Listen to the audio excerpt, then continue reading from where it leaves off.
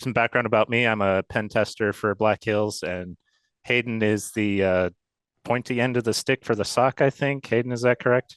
Close enough. That's good. I'll take that. Perfect. Perfect. Awesome. So, going on to the agenda, what we're going to talk about is kind of a brief anatomy of a penetration test, what makes up the penetration test report, what it looks like, the bits and pieces in there, some things to ask your testers for in terms of deliverables that they can give to you to make your life easier. Um, Mapping findings to MITRE ATT&CK, MITRE, I pronounce it MITRE. Hayden might That is the correct way to pronounce it. Okay, Yeah. good. Thank you. How can we map these findings to MITRE ATT&CK to improve our organization's coverage? We'll go over some real world examples from attacks both Ashley and I have seen and carried out, and then some metrics, tooling, and takeaways. All right. So the problem. A lot of times, penetration testers and SOC teams, they're speaking two different languages, and they don't necessarily connect or meet in the middle. Um, Oftentimes, what will happen with the penetration test company reaches out, they ask for a test, they get the report, they kind of gloss over it. Good, great. Gets filed, compliance checkbox met, and nothing changes. Along with that, sometimes in that same spirit, some detections can go unvalidated with missed opportunities with the organization's SOC or defenses. Hey, um, we have a great opportunity here to go see what the attacker actually did and verify if our alerts are working as expected. But a lot of times that doesn't happen. Sometimes the report is only shared with, like the executive levels, the people who are in charge of compliance and stuff like that. And it never makes it down to the people who are actually in charge of securing the organization. Yeah, that might be a little bit of a spoiler for later, but that is like so much core value of your penetration test. You can like treat a penetration, you can treat a penetration test report as just like findings of things to fix. You can treat it as a compliance checkbox, or you can treat it as, everything and then some, where you can use it to look at your detection stack, look at your security team, and see where your gaps might be, because you have an exact point in time where a tester has said that they've done these things and that they either have or haven't worked. So you should know for certain, if you have an alert to detect that thing, whether or not it fired. And the point that James makes about like sometimes there's like a missed opportunity where that second piece where you talk to the security team doesn't happen. I've seen that come out of like a place of not wanting the SOC to know about it, or like wanting to like almost red team the SOC. And that is okay if it comes from like the right mindset. But we have some cases where a customer of the Black Hill SOC says, "Hey, we're having a pen test. We would love to review it after the fact." And so what we would do is then the leads of the SOC will know this pen test is happening, but we're also not going to give an unfair advantage towards, the team in some sense. We don't want to like inflate our actual performance. We want to see how good we're doing as well. And then after the fact, we can review that test with that customer and say, "Oh, you did this thing. We detected it this way, but we could have also detected X, Y, and Z after the fact too." Absolutely, completely agree with all of that. When that doesn't happen and the customer comes back like they rotate vendors, they come back to you for another report, another pen test report. What ends up happening is the tester essentially writes the same report, reuse the same techniques. If it ain't broke, don't fix it. I guess that's the mindset I'm going to approach or use as an attacker. Um, and that just kind of, when it boils down to that point, it's kind of like, well, why are we even doing this if this is we're missing so much value when we could be collaborating, working together across red and blue. Exactly. So on to the anatomy of a penetration test report. So this is kind of a high level breakdown of what you can expect in a pen test report, PDF, docx, whatever. Um, every good report worth its money should contain these sections. Um, you want this report to be a gold mine of information, of opportunities for detection engineering, alert tuning for the SOC. And having these separate sections in the report is what really drives that. So at the first level, the executive summary, this is going to be kind of just like the C level speak, so to speak. The the not the this is a part of the report that the people who are in charge of making decisions, in charge of spending money, they're going to read this and they're going to hopefully come away with the impression that there are some things that need to be fixed. For example, language in this part of the report would be like, you wouldn't say like, oh, LLMNR was on the network and then there was a successful poisoning attack, captured NTLM v2 hashes, blah, blah, blah. No, instead of saying that in the executive summary, you might say something like, the network supported dangerous name resolution protocols. Because of this, the tester was able to capture administrator level credential material and compromise the domain. Yeah. And from a SOC Yep. perspective, like that piece isn't going to have like the meat, but you can look over that and know whether you're going to get anything out of this report usually. Yeah. Yep. Absolutely.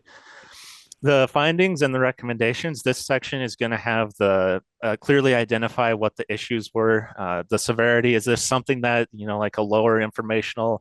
Do we need to drop everything and work on this right now? Probably not. Is this a critical vulnerability? Is this something like where the tester compromised our domain within like a few hours of starting the test? Stuff like that. This is also going to include, this should include the affected assets. It is not helpful to have just a screenshot that says LLMNR is on your network and then leave it at that. And then there should also be along with that screen, so the list of assets, and there should also be some sort of evidence that you were able to prove this was an issue on the network. Yeah, I've seen some of those where it's like, hey, we did this thing, and from like a blue team perspective, you maybe some of you can fathom just the amount of logs that you have from that time span from that customer base, and so you could say, yeah, we had a pen test 2 weeks ago, and they did this attack on our network. Like, okay, like if you're trying to catch us out and and make us try and put us on the spot, that's one thing. But if you want us to fix this and get better and build better detections and protect you better, we need a little more than that to go off of. Uh, and that little bit more kind of flows into the methodology as well. So this is the part of the report that should detail exactly what the tester did. It kind of ties in with the findings, but this will include the steps to replicate the finding. This should be, like commands run, screenshot of output, logical steps. So I ran this command because of this output. I saw this, and so now I'm going to pivot and go this way in the attack, and that might ultimately lead to what is in the finding. Um, Yeah, and uh, from like the blue side, like as somebody who is not a hacker by that same stance as like James is, you can tell me that you've done this attack and I'll understand what it means, but it would take me a while to figure out how to do it correctly. But if you can define that methodology, that is like in most situations the gold mine of what I am looking for in a report is how exactly did you do this thing? What did it look like? Where and when did it happen? Because then I can find the logs and I can find exactly what I'm looking for. Absolutely. The scope is also a super important detail in a penetration test. It just shows what the tester looked at, what was tested. There might be issues on the other network or on the network that fired during the penetration test, and you can quickly look at the scope and say, okay, was this directly part of were these systems in the scope? Were they not? You can kind of quickly tell what was part of the penetration test and what wasn't. Um, and then also along with that, it might kind of be a situation for the SOC too. Is like, well, the thing that we have, the detection we have in place for these vulnerabilities, those systems are super sensitive, and we don't want them actively tested. So of course, we're not going to see alerts fired for those. Yeah. Yeah, exactly. And you can identify like, hey, the systems that you had in scope, we're not monitoring all of those, or this is a Yep. different network or something. So, I mean, maybe we should put an agent on those on those. And then the detections. This is also from the tester side of things. What's really helpful is when the point of contact for the test, as alerts fire, if those get shared with the tester, it's really easy to go in and drop a note, say like, hey, in the methodology, I was doing this attack. Shortly after this attack, the point of contact notified me of an alert that came in. Copy of this alert is provided in appendix, whatever. And this is a great section that can highlight just how well your SOC is actually doing. A lot of penetration tests, EDR, um, stuff like that, antivirus, it gets placed in alert only mode, so it doesn't actually quarantine or prevent anything like that. If the SOC may be told, hey, don't isolate this host that's actually attacking your network. It's a penetration test, but if you see stuff, it, it's a really a big kind of can be a big morale and confidence booster for the SOC. Definitely. We've also had cases where like customers have come to us, or I guess non-customers have come to us and said, "Hey, we have a pen test. Can we put your agent on this host to like see what alerts you are generating versus our own internal security team?" And that's like also a really good benchmark as well. Okay, so what to ask your penetration testers for? This also kind of ties into what should be included into the report. So a timestamped command log. This is really helpful when searching through logs, right? So if I mean I have a little bit of experience as a SOC analyst as well. What really kind of ground my gears, for lack of a better phrase, is when somebody was like, "Hey, something happened today on this host. Can you go find out what it is?" I'm like, "Well, today that's at least 8 hours." Like, can kind of vaguely figure it out, Computers do but a lot of things each day. yeah, the amount of logs that get generated by a system just from normal activity is a lot. So a timestamp command log, that's super helpful. Um, it's also super helpful for like, like, hey, I was running a password spray against these users. This was when the first spray went off.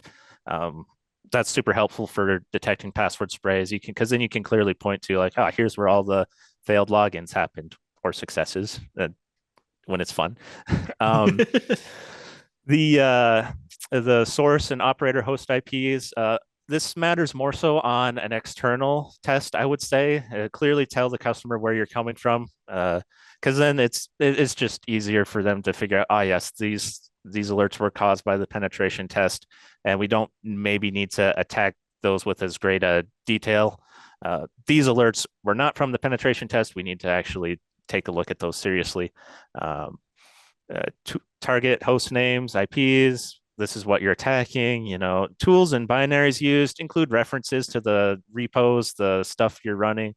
Uh, User accounts leveraged. If you compromise an account, that should be clearly documented in a post-test cleanup finding.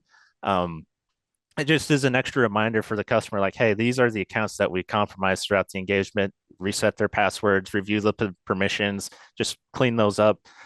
Um, Attack tech IDs, the MITRE attack IDs, what category those fall into, and then if it's a test where you're running C2 infrastructure, it's a great idea to include the DNS and proxy logs, and what your fallback um, what your external internet point of presence actually looked like for that C2 infrastructure, so the defenders actually know what they're searching for, because some of that C2 infrastructure can blend in pretty well with normal internet traffic.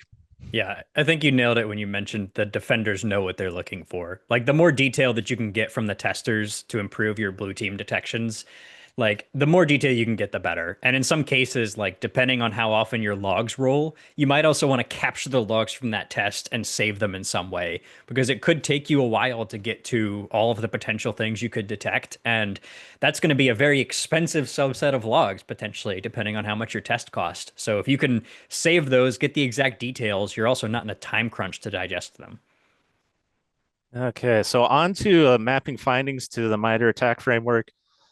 This framework gives a kind of a bridge for red and blue teams to speak to each other in terms both can understand, and it lets attackers connect their attacks to what the detection engineering team is seeing.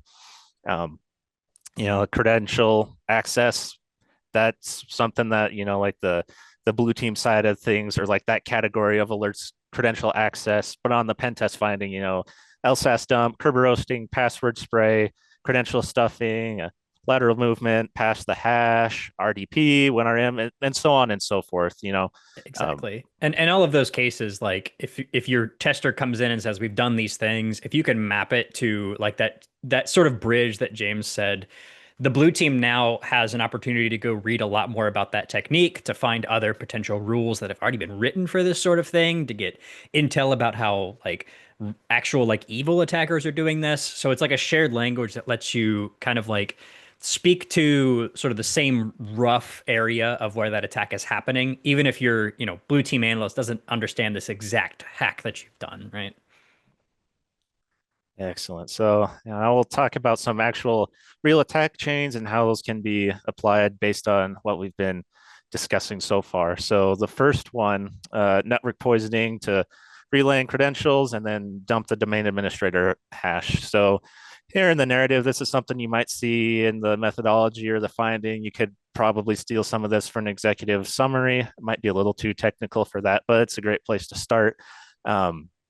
And so the tester ran responder on the network and captured NTLM v2 credential hashes. Uh, those hashes were then relayed to a list of servers that did not require SMB signing. And because those servers didn't have, one of the hashes just happened to be the help desk administrator had local admin to one of the boxes that were relayed to, and then the Impacket secrets dump. Okay, so we've got a SOX proxy on this box with a local admin context. We'll run Impacket, dump the secrets through that proxy, and look at that. The domain admin had a session on that host, right? And once you have the hash for the domain admin, just authenticate to the domain controller, and with that, the domain is compromised essentially. And so what's great about this attack, and honestly one of the first things I go for on an internal test, is LSAS has credentials for all active sessions, and there's a lot of lateral movement opportunities, and you don't even need to know the real password. Um, Yeah. And on the blue yep. side, like you're looking for anomalous activity in this case. Like you're not really going to want to try and detect like impacket or responder or something. Like that's not what you want. You want to try and detect hosts that are, the auth doesn't match from the source to, the actual, initiator. Like you're looking for cases where, the responses are coming from like servers that aren't supposed to be authoritative in this sort of thing. Like you're looking for things that are not necessarily normal within that environment. You're looking for anomalies. You're looking for the lateral movement. You're not looking for somebody running impacket. Like if it's a real attacker, I would hope that they're not just running the default named binary or the default hash or whatever. Absolutely. Social engineering. So picture your one of your employees uh, gets uh, Gets popped. yep, essentially gets popped phishing, so the social engineering calls, spear phishing, smishing, whatever it is, and somehow the tester gains access to that system, right? So once in the system, you're going to start looking for interesting stuff, review the file system, and oh, there's a script that has decryption logic for a hard-coded password. That's interesting. Do a little more digging and find a task that is able to decrypt that password to log in to some sensitive services and pull metrics. Yeah. Um, That sounds once, like yep, that sounds like a security like horror story. Like that would never happen. But like we've done AD reviews for I think all of our SOC customers just on a recurring basis. And it's such an easy thing to just store the password in there, hard coded into whatever script or sometimes in like an AD object. And it's like it's one of those security hygiene things that at the time like it's not really being thought about, but having those hard coded credentials is like really going to bite you really, really bad as soon as one user gets compromised. They could pivot to these hard coded creds and just elevate access so easily through that. absolutely. Then we have one more here, privilege escalation, ADCS to domain administrator. This is another thing that if I have a cred on the network, checking for it right away, because it's just two or three commands and you go from zero to complete domain compromise in a matter of minutes. Here we have some more language here with there's a vulnerable certificate template that allows uh, essentially any authenticated user to request a certificate to authenticate as any user in the domain, including the domain admin. That's ESC1, I believe. And this is super hard and to catch simply because of how fast you can go from zero to nothing. And along with this, so this attack could tie in as well with the LLMNR responder network poisoning stuff. Because if you capture creds and you're able to, or if you capture hashes and you're able to crack the passwords for those hashes, this can be a very very fast way to just game over for the domain. Yeah, and on the blue side, you're probably more looking for the actual reconnaissance than anything in this situation. You were looking for people looking for vulnerable certificates they can use. You were looking for the actual recon. But even if you do find that recon, just like Jabe said, if it's there, they've probably already gotten it. But that'll probably be the easiest way to find it, unless you're going the whole anomaly route. And James, I don't know if they briefed you. We have 3 minutes and 30 seconds till they make a loud noise at us. They did not. So let's go super fast. Okay. Key metrics, detection coverage scorecard. Hey, you want to take this one? Yeah, so you should aim for goals and KPIs in most of the things that you do. And so in terms of like attack coverage, you're never going to cover 100% of MITRE attack. But if you get a pen test and you can say like, hey, they popped us here, here, and here, you should try and at least have a goal like, let's cover 80% of the techniques covered in this test. We want to try and at least fire alerts on most of the things in the test, right? So 70% or greater. Your mean time to detect should be ideally as low as possible. That is always going to be basically from the time that the thing happens to when an alert triggers in your sim. And for some more advanced detections, that's hard to get really low, but ideally less than 15 minutes, the lower the better with, I mean, ideally a low false positive rate. The lower false positive rate, the better, without, neutering your detections. But 100% of those findings should be validated. It's, hey, we have this detection that, should have potentially fired from this pen test. Did it or did it not fire? And if it didn't, that is another point of the pen test report from the blue team side. So the feedback loop, this is kind of just like the picture of how this looks, right? So you have the pen test is completed, then that should feed into the blue team auditing and validating alerts, map the findings to the MITRE attack framework, build more detections, update, tune detections, and then fire again, essentially. What's fixed, what's not. Exactly. Like just because, you got the one pen test doesn't mean that the attacker can't do something different the next time. Or like James knows, like when you do a pen test, you don't just want to repeat the same report. Like he mentioned that some earlier. If you can find to do new things, that's awesome. And that's just going to turn into another feedback loop of like with your blue team, hey, they did X, Y, and Z. Did we see this stuff? And it's all about continuous improvement. And at the end of the day, our goal is to work together as a combined purple team to stop the bad guys. And you are really, really missing out on that if you are not involving your blue team in the feedback loop.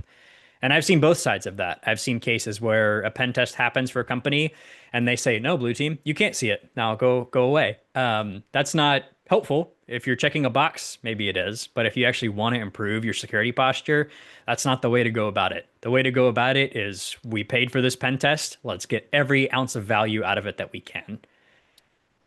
So some tools that can help with this, Attack Navigator is great for visualizing and tracking the detection coverage as a heat map. Atomic Red Team, a great set of tooling to quickly test a set of detections and rules using logic that should trigger those rules. Sigma.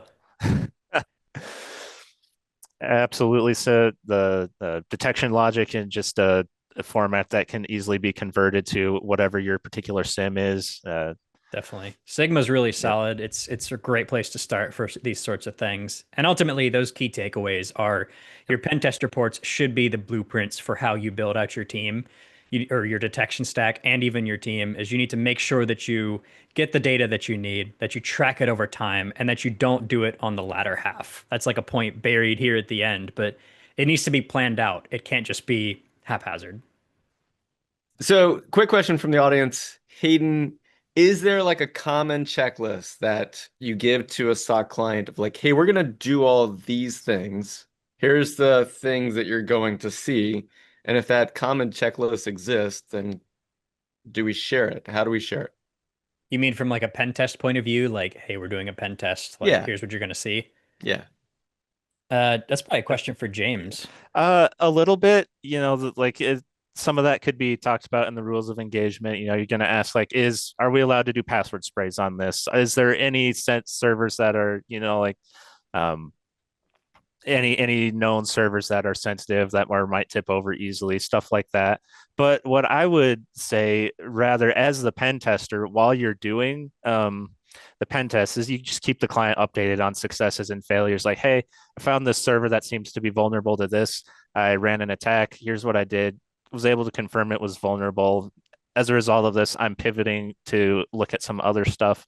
And that enables that collaboration throughout the testing window as well, to where the blue team can kind of get started on that cycle we talked about.